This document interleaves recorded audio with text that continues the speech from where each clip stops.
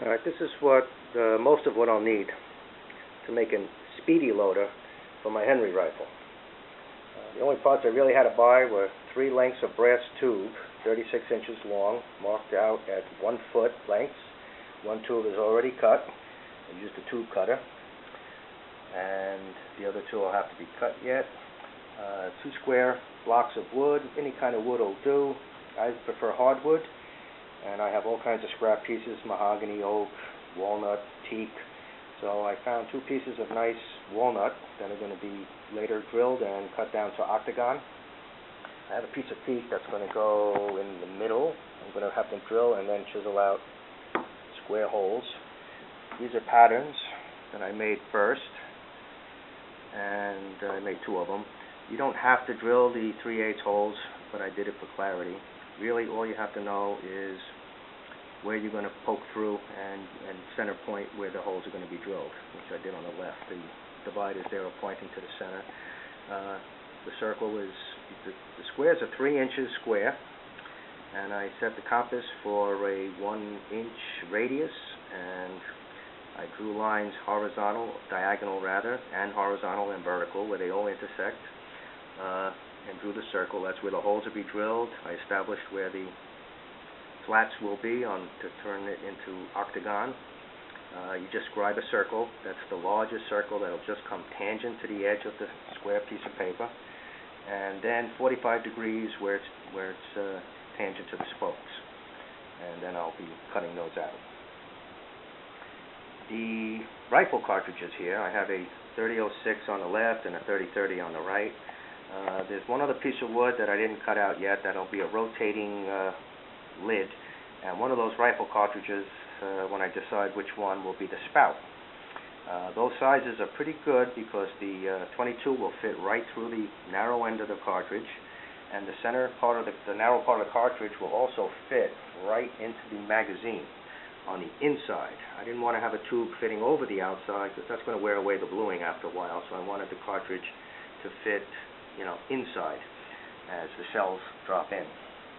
I think I'm going to go with the 30-30 because that has a lip on the ridge, and that'll capture nicely. Once I drill through and load it from the back and attach the rotating top, the shell won't be able to fall out. I'm still going to put a set screw in there to hold it and keep it tight. But the 30-06, if the set screw comes loose, it'll just slide right out. So I like the idea of the 30-30. It's just a little shorter, so my piece of wood will probably be a piece of 1/2 inch or 3/8. If I go with the 30-06, though, I can use a piece of 3/4, but I don't have to make it that heavy. When you buy your brass rod, it's about 3/8.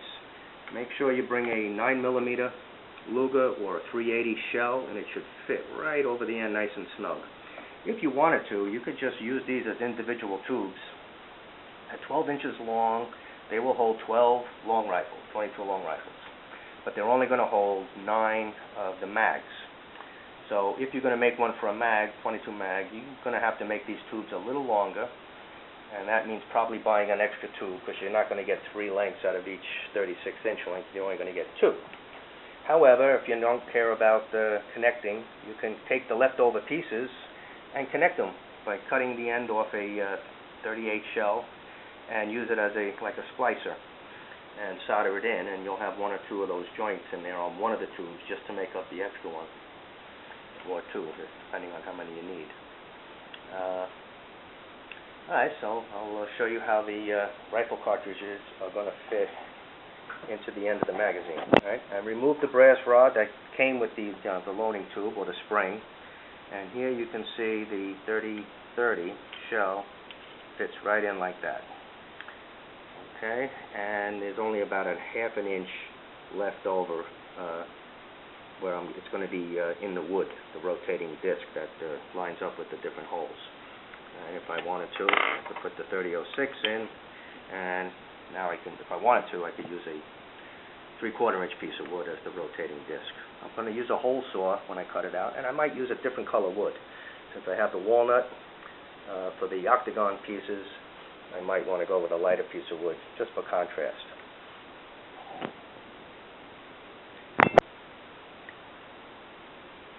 I'm just going to cut the corners now very carefully on my pattern.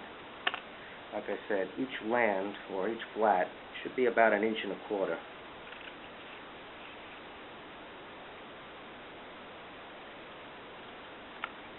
When they're laid out like this, it does look like one will be longer than the others, but it's an optical illusion. I think they're all, when I measured anyway, they were all the same. All right, and that will go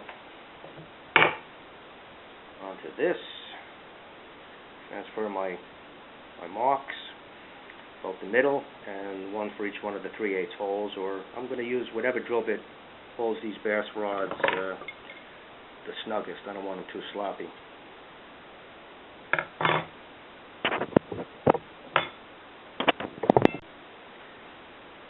I'm going to do all my drilling while the blocks are still square. The last thing I'm going to do is cut off the corners and make them into octagon. When you lay these out, make sure the grain in both pieces is going in the same direction. Also, make a register mark like this. How you drill these out, if you were to rotate these, they might not, the holes, all those 8 holes may not line up again as good as they did if they were laid out in the position in which they were drilled. Also, just turning it upside down, you've compounded the error and doubled it. Again, the holes, in a perfect world, they'll all line up because they should be symmetrical. But why take chances? So put a chevron like that, and when this goes together, that's the position it should be in. At the bottom one is not even going to be drilled all the way through. I'm going to stop about halfway through, and all the way through on the top one. Okay. Okay, I stacked them together.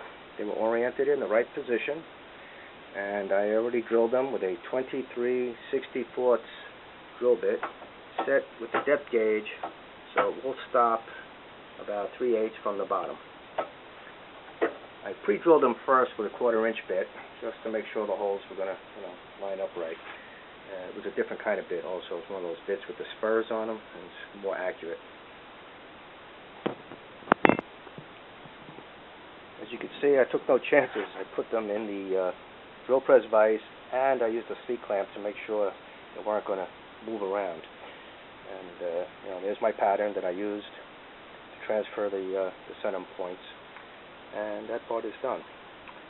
Now the hard part is making a square hole halfway through on each one where they join together. And this just gives you a little idea how it's going to look. Those tubes, of course, will be flush with the wood. I'll slide the wood to the end. When they're all in there, it's going to sort of look like and if those blocks were cut to octagon, it starts to look like a Gatling gun a little bit. At this point, though, I'm going to go and cut the rest of the rods to their length. All right, there's all 8 tubes. Before I cut the corners off to make the blocks octagon, I do have to put a center wooden post that goes locked in between. I'm going to make like a mortise and tenon kind of thing. That means I got to make a square hole that goes halfway through each block of wood, and then I'll put a screw in from each end to lock them down. The top one will have an extra long screw because there's going to be a round disc that rotates on here with one hole open only for the spout. And I could use a dowel rod, but then I'm afraid it might loosen up. The screws alone, it'll start wiggling top to bottom. I could do like the man that wears belt and suspenders and glue and screw it, but then I'd never be able to take it apart. I'm thinking down the road something might fall on here, or this might fall, dent one of the barrels or the tubes, and I'd like to be able to take it apart and put it back together and replace the tube. With the 3 lengths, there is one leftover piece. I could save that for a spare, or I could turn it into a one type of 10 to 12 shots. Solder on a brass cartridge on the bottom, like a 9mm fits perfect, or a 380 shell. And to make it look different, so I don't try to pull off the wrong end all the time, use a 38 special, and this one happens to be chromed. You put them on tight. They do fall off, so there's going to be some way I figured out later. I'll show you how I'm going to crimp these on so that they snap on and can kind of stay on. You don't want to have these fall off and get lost, because once they land on the ground by the range, they mix in with all the other shells. So I'm going to solder a ring on the end and attach a string and attach so that when you pull them off, it can't get loose. It stays attached. Okay.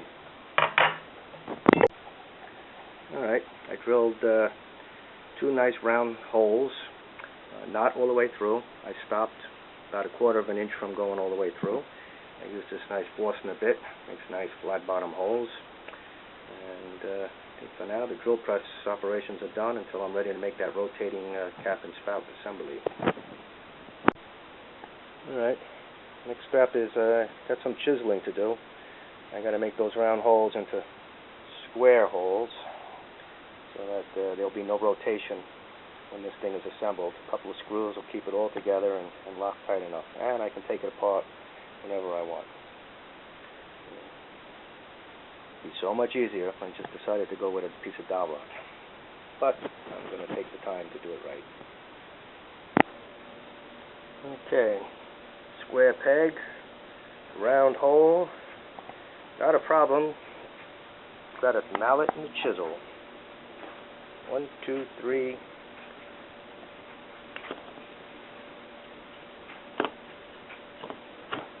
In she goes. Pretty tight too. Alright, 1 down and 1 to go. Alright, this is the rotating top part. That's going to have the spout, and you can see it lines up with the different holes on each one of where the tubes are going to go.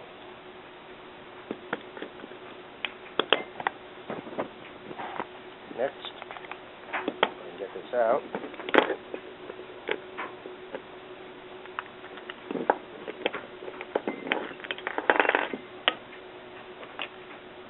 It's 30-30 cartridge. It's going to get loaded in here. I already counter drilled to the lip with a 1/2 inch drill bit. It goes in like so, and it'll tap in nice and snug once I'm ready for it to go in permanently. But before I do that, I have to drill out the hole. Okay, I'm ready to drill out the primer. Make sure that it is a fired shell. You don't want to accidentally drill into anything that somebody dropped by accident with a live primer. You know, some reloader might have got partially started on putting his bullets together, and it ended up in his bag, and then it ended up spilling on the ground. Okay, this has definitely got the dent in it, so this is a fired primer. Okay, the back end of the cartridge is drilled out, and after I drilled it out, I countersunk it a little bit to make it a little easier for the shell to find its way through. I did line everything up and dropped it through, and everything, even with the brass pipes in place, with the tubes, everything went through. I even turned the hole a little bit off so it wasn't perfectly aligned, and the shell found its way through very easily. Alright, next thing to do is measure this rod that goes between the 2 ends, and then I'll turn them into octagon. Alright, the squares are now octagon. I filed the corners off, all the sharp edges, rounded them off, sanded them smooth with some sandpaper. And the only finish I'm going to use is an oil finish, sort of to match the gun stock. So of course I used gun oil for that. I also used my wood burner, put the date in, and I marked a register mark. As you can see, it lines up with the shell, with the wood burner, as well as all the edges on the 8 sides of this part. So when the lines line up, I know the holes line up, and the bullets should slide right into the magazine with no problem. There's the hole saw I used. It's a 3-inch hole saw to cut out the disc to the rotating spout holder. And a 3-inch hole saw will actually create a disc slightly smaller than that, which is just the right size. Covers the holes, and these other things I did just for grip. I also gave one mark different. Let's see, there it is. I put an extra mark there. That's sort of like the prime meridian. That's the one I'll start with, and then I turn it the same way each time, say clockwise. Here's the arrow. At any given time, I'll know how many tubes are empty and how many tubes are still full, you know, if I forget where I left off. Sort of like on a spoke on a ship's wheel. You know, they'll put the center spoke when the rudder is amidships with a couple of lines on the spoke, or else they'll put a fancy Turk's head knot on it or something. And I'm going to polish up my tubes, and then I'm just going to give a coat of wax to the wood and put it together, and it should be all finished.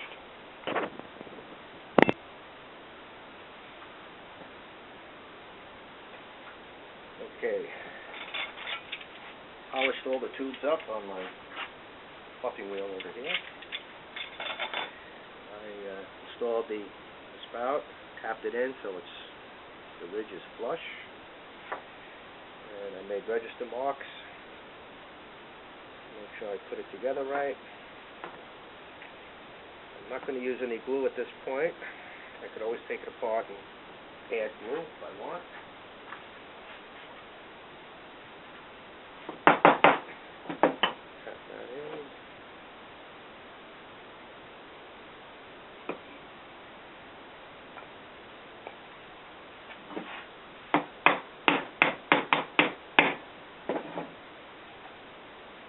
Pretty strong.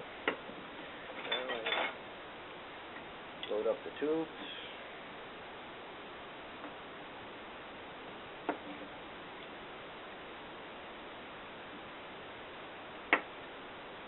The tubes were not all exactly the same size, so I filed them down to make sure none of them was sticking up at all. Anything that stuck up would have scratched trying to turn the spout.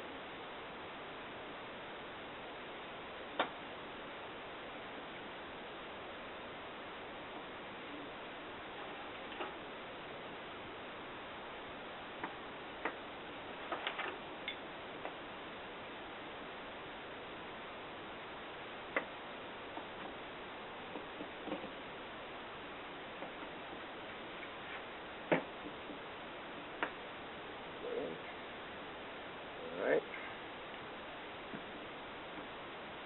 So they keep coming out. It's going to have a, that's all. Why don't I shine the head on that up too while I'm at it.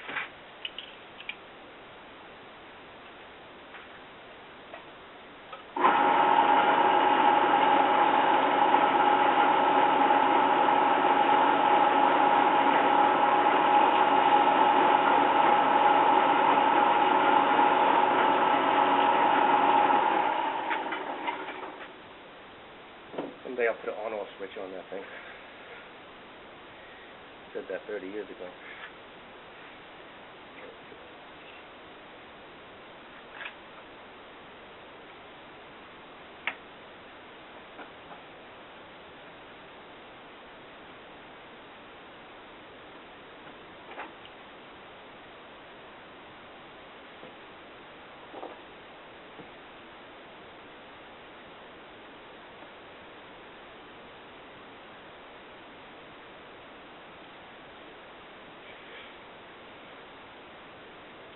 I have this camera on a tripod, so I'm going to film in real time, so bear with me. I put an extra long screw in the top. Just remember, I can't really tighten it real tight. I have to snug it up so this still turns. What I might do is later take it apart and just glue the top octagon piece on. I can still remove the spout assembly if I ever have to remove tubes.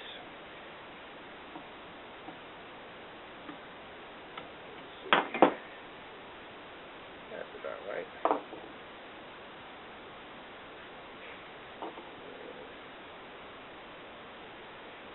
Well, two different kinds of screws, one flat head, one round head, and they also gave me one Phillips and one slotted, so I should use a bigger slot Phillips number than the one I'm using.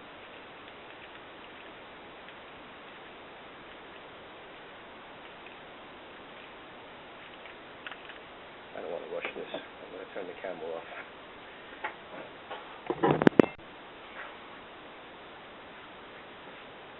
Okay, all the way in flush. It's brass. It slipped once on me. I went out to the garage and got the proper size screwdriver. I don't want to do that again. Does it work?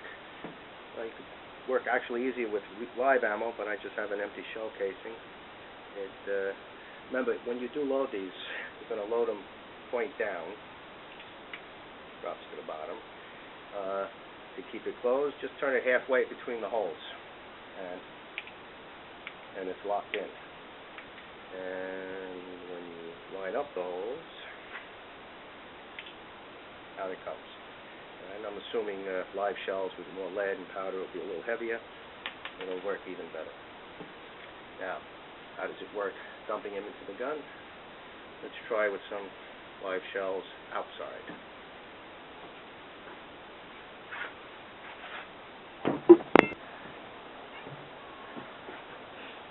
Alright.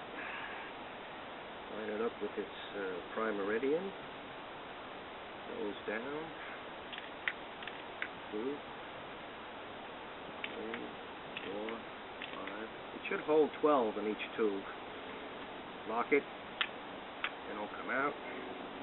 Line it up so they do.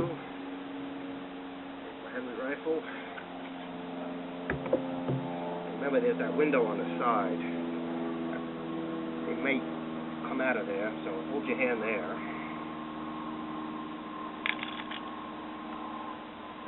And they should all be in. It's octagon, so it shouldn't roll. And they fed properly. Make sure I have all 5 coming out. 1, 2, 3, 4, 5. Yep. Okay. So I'm not going to have any problems. The only issue I had,